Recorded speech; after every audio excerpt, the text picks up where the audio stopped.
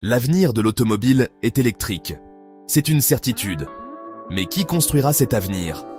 Alors que les géants industriels consolident leur position, une nation, à la croisée des chemins entre l'Afrique et l'Europe, élabore une stratégie d'une ambition rare.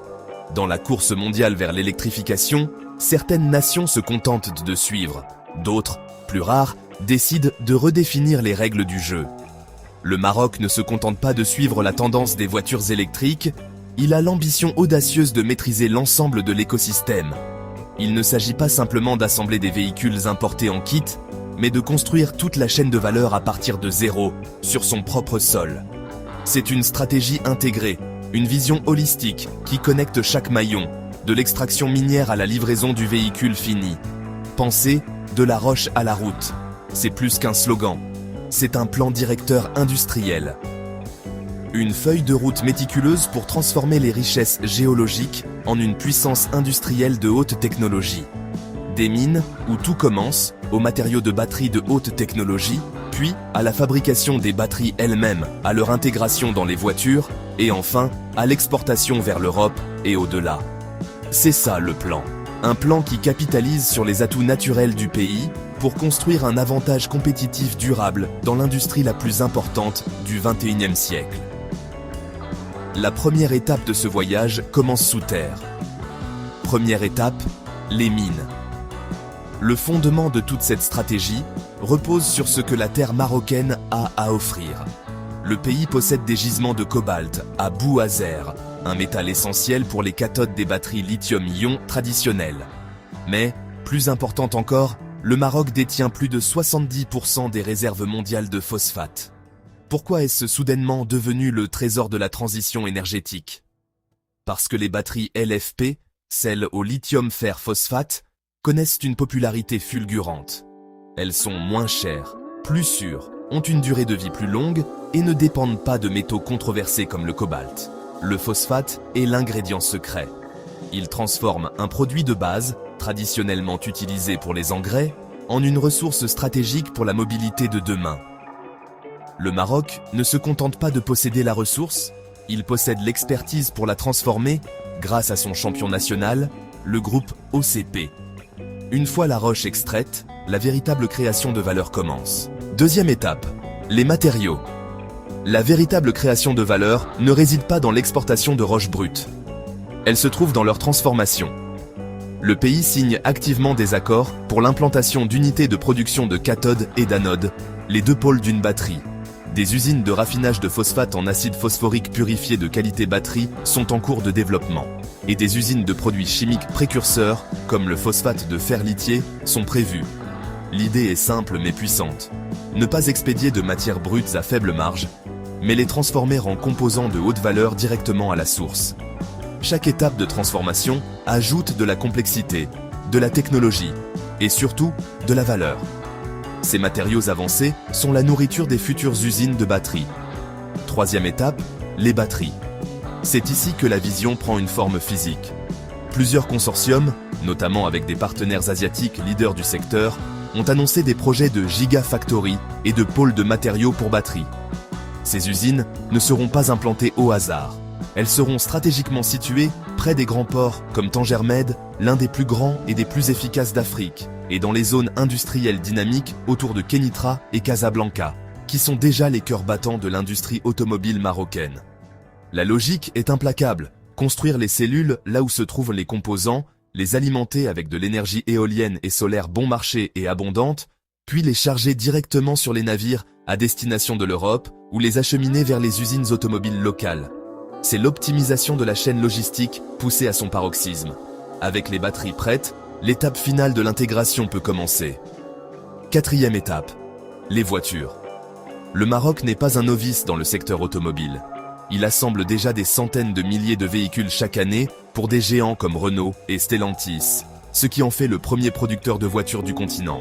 Maintenant, il veut y intégrer des batteries fabriquées localement. C'est le chaînon manquant qui complète le puzzle. Pour les constructeurs automobiles, Cela signifie des délais d'approvisionnement plus courts, une réduction drastique des coûts logistiques et une meilleure résilience face aux chocs sur les chaînes d'approvisionnement mondiales. Plus important encore, cela permet de respecter les règles d'origine de plus en plus strictes de l'Union européenne. Ces règles exigent qu'un pourcentage significatif de la valeur d'un véhicule électrique provienne de la région pour bénéficier d'une exemption de droits de douane. Une batterie, qui peut représenter jusqu'à 40% du coût d'un VE, est la clé. Une batterie, made in Morocco, cochera cette case, rendant les voitures assemblées ici instantanément plus compétitives sur le marché européen. Mais comment alimenter toute cette nouvelle industrie et l'énergie? C'est peut-être l'atout le plus puissant du Maroc, le catalyseur qui rend tout le reste possible. Le pays mise massivement sur les énergies renouvelables. Pensez au soleil quasi ininterrompu du désert pour le solaire et au vent constant de la côte atlantique pour l'éolien. Le Maroc développe également une stratégie ambitieuse pour l'hydrogène vert et l'ammoniac vert, produits à partir de cette énergie renouvelable. Pourquoi est-ce crucial? Parce que cela permet à l'industrie lourde, la production de ciment, d'acier et surtout de produits chimiques pour les batteries, de se décarboner. Cela garantit que les batteries et les voitures produites au Maroc auront une faible empreinte carbone, un argument de vente majeur. Et cela permet de rester compétitif en termes de prix face aux futures taxes carbone européennes, comme le mécanisme d'ajustement carbone aux frontières. Produire vert n'est plus seulement une question d'image, c'est une nécessité économique. Et cette vision ne s'arrête pas aux voitures. La stratégie est un modèle reproductible. On la voit déjà à l'œuvre dans d'autres secteurs. Des pièces aérospatiales de haute précision sont fabriquées dans les zones franches de Casablanca pour Airbus et Boeing. Des composants électroniques et technologiques sont produits dans de nouveaux parcs industriels. La philosophie est toujours la même, monter en gamme, intégrer davantage d'étapes de la chaîne de valeur et capter plus de valeur ajoutée sur le sol national. Cela nécessite un investissement massif dans le capital humain. Des institutions comme l'Institut des métiers de l'automobile de Kenitra forment déjà des milliers de techniciens spécialisés. Des partenariats sont noués avec des universités de premier plan, comme l'université Mohamed VI Polytechnique, pour créer des pôles de R&D dédiés à la chimie des batteries et aux matériaux avancés. L'objectif est de créer une main-d'œuvre qualifiée, capable non seulement d'opérer ces usines complexes, mais aussi d'innover et d'améliorer les processus. Alors, pourquoi tout cela est-il si important maintenant? Parce que celui qui maîtrise les matériaux et la fabrication des batteries remportera la décennie de la transition vers les véhicules électriques. Ce n'est plus seulement une question de design automobile, mais de chimie, de logistique et d'énergie. La proximité géographique avec l'Europe, à seulement 14 km à travers le détroit de Gibraltar, les accords de libre-échange avec l'UE et les États-Unis, des ports de classe mondiale qui fonctionnent réellement, et un réseau électrique qui devient plus propre et moins cher chaque année. C'est l'avantage compétitif unique du Maroc. Le cercle vertueux se présente comme suit. Les minéraux extraits localement alimentent les usines de matériaux. Les matériaux de haute valeur alimentent les gigafactories de batteries. Les batteries alimentent les usines automobiles juste à côté.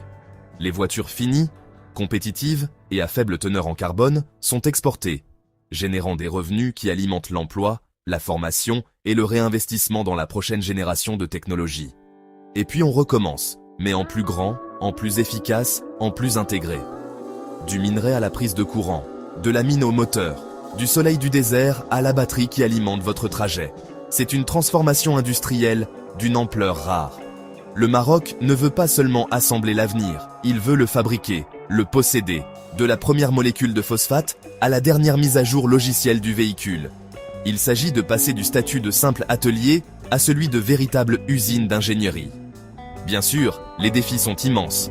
La concurrence est mondiale, les besoins en capitaux sont colossaux et la mise en œuvre d'un plan aussi ambitieux nécessite une coordination sans faille. Mais les fondations sont posées, les partenariats sont signés et la volonté politique est claire. La course a déjà commencé, le Maroc ne se contente pas d'y participer, il a l'intention de la mener.